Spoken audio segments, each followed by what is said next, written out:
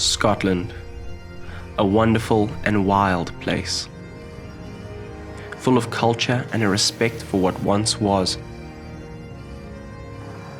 Our journey was one of ancestry and reconnecting to a long-lost heritage. 4 generations of my family took on an epic journey through Scotland, trying to find my grandmother's ancestral home in Aberdeen.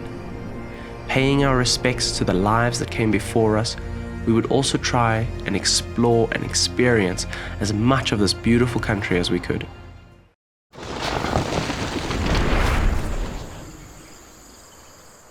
We needed suitable vehicles for our adventure, as transporting and accommodating 8 people around a strange new country would not be an easy task.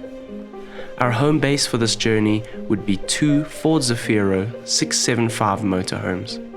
They would allow us a safe space for both our young and old to be comfortable and have everything they needed when they needed it.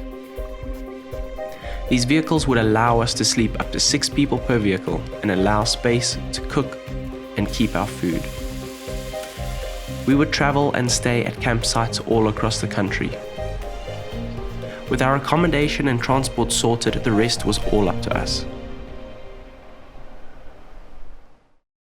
Our journey would take us from the magical city of Edinburgh, where we explored the famous Edinburgh Castle, before making our way across the countryside to visit the Linlithgow Palace and the Falkirk Wheel on our way to the seaside village of Stonehaven.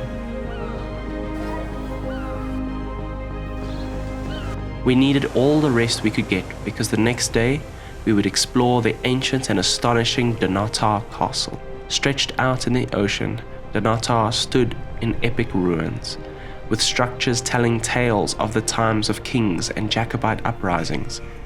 I think seeing some incredible castles were the perfect introduction to Scotland.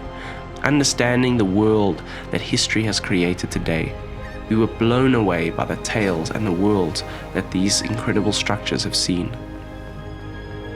Onward we pushed, making our way to Aberdeen, to find our ancestral home.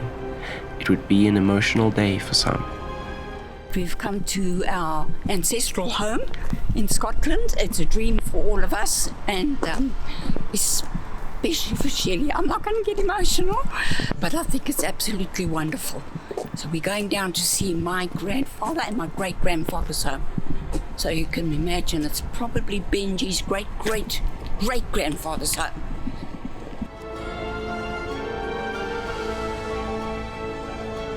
I didn't expect it. It's lovely, Gordon. So part of our whole mission out here to Scotland is for my gran. It's fantastic to kind of be here, experience this with her, but there's still so much we need to experience, and there's so many beautiful places we need to see. This has just been the tip of the iceberg. I can't wait for what the next days hold. With one of our main tasks accomplished, a bounty of culture and history lay before us. As we drove through the fields of barley and saw steam rise from copper pagodas, we knew we had arrived in Speyside, the whisky capital of the world, where this magical golden liquid flows through the veins of its local people, whose passion and craft is celebrated by so many around the world. We had to immerse ourselves with tastes and smells, enjoying our fair share too. From the likes of Glenfiddich and Macallan to the wild card Tomatin, where we decided to see how this liquid gold is made and even bottled some for ourselves to take back and enjoy at home. With the culture of Scotland brewing within us, our hearts grew wild and lusted for the mountains and the streams. Through the lochs and forests we would need to travel to find the land ruled by the sky and fed by the seas.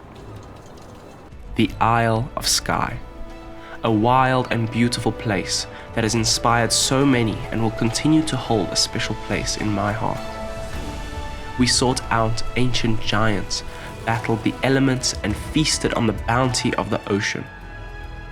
A full day spent on exploring this world only whet our appetite for adventure, but our time at Skye would be short, as we had more to experience on our heritage quest. We were to travel through time, where iron and steam would inspire glee and excitement for all, but would also expose us to a whole new way of experiencing the beauty of this land. Our train would take us from the town of Fort William to a tiny fishing village, brought to life by the explosion of excitement this train brings. And weren't we just blessed with another beautiful day to enjoy the sun with our loved ones? However, cutting through this beautiful moment was the harsh reality that our journey would soon come to an end. But there was one more special place in particular that we needed to see: Glencoe. Personally, one of the most beautiful places on earth. There are few roads in the world that rival its magnitude. Feeling like ants amongst the giants as the mountains tower over us and the roads carve through more and more spectacular views.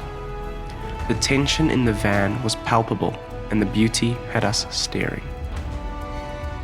Although we spent 2 weeks on our journey, it felt like days. We could have easily stayed longer, taking our time to explore more of this wonderful country.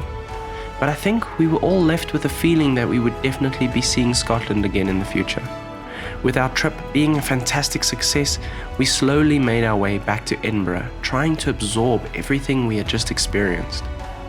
We would now make our way back to South Africa, where my Jimny awaits me in anticipation for more incredible journeys back home.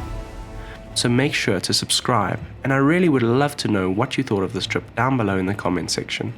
Thank you for watching, and I will see you on the next adventure.